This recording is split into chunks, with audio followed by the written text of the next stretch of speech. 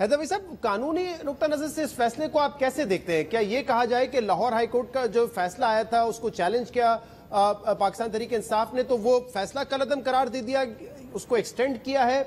कैसे देखते हैं इस फैसले को आप? देखिए, अगर आज इलेक्शन हो जाता तो उन्होंने श्योरली हारना था, तो उनको एक लीज ऑफ लाइफ इस हद तक मिली है कि बाय इलेक्शन के बाद अगर कोई चेंज सिनारियो हो सकता है, अगर वो इफेक्ट कर सकते हैं इस चेंज को इलेक्शंस में परफॉर्म करके, तो उनको एक मौका मिल गया है कि जो इलेक्शन आज वो हार के ये कहानी खत्म की तरफ जाती, तो अब उसमें एक एक्सटेंशन तरह से उन्हें मिल गया है कि बाय इलेक्शन में परफॉर्म अगर करते हैं तो ये आज का इलेक्शन जो उन्होंने श्योरली हारना था उसका नतीजा कुछ और भी हो सकता है। तो ये वो चीज है जो उन्होंने आज सुप्रीम कोर्ट जाके हासिल की। कानूनी तौर पे देखें, ये बात बड़ी तशवीशनाक इस हद तक है सिर्फ कि देखें,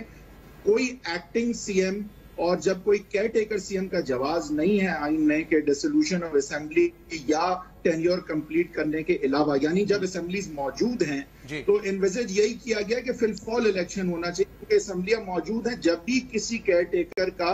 और किसी इस तरह की चीज का कोई इन्विजिज नहीं किया गया। अब ठीक है, बिल्कुल दुरुस्त सुप्रीम कोर्ट ने ऑब्जर्व किया कि हम केयर टेकर ना हमजा साहब को कहेंगे ना केयर टेकर लगाएंगे, हमजा साहब कंटिन्यू करेंगे, जो कि बिल्कुल दुरुस्त बात है। लेकिन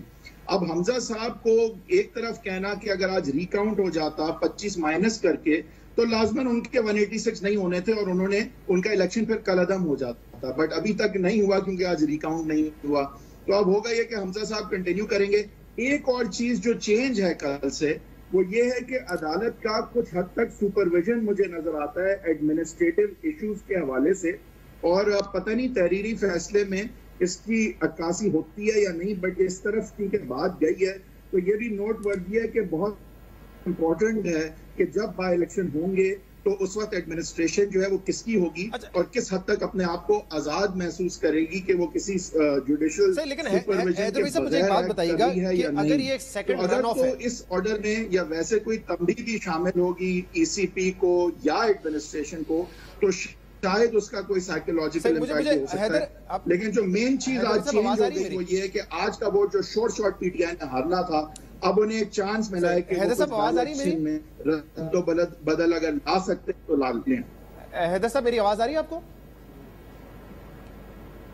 अच्छा जी हैदर साहब, मैं ये कह रहा हूं कि अगर ये रन ऑफ है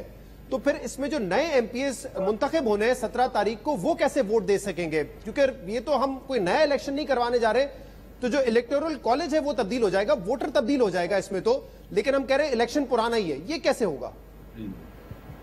बाय इलेक्शन है ना, ये आप बिल्कुल दुरुस्त फरमा रहे हैं, लेकिन इसमें जरूर मुझे यकीन है तशरीह सुप्रीम कोर्ट की होगी। मतन जो सुनने में आया उससे लगता तो शहजाद साहब यही है कि वो चाहते हैं कि बाय इलेक्शन का रिजल्ट जो है वो रिफ्लेक्ट करे वोटिंग में, वरना वो 17 के बाद कभी भी ना रखते जो है वो इलेक्शन को। तो ये बात तो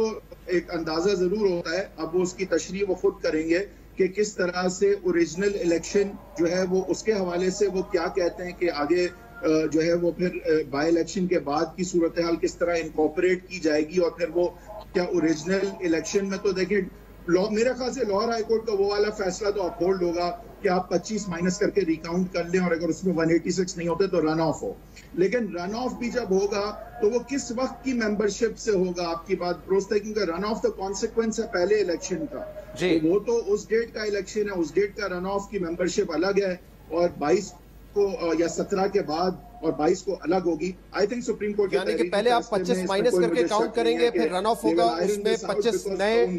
वोटर्स शामिल होंगे। ठीक है।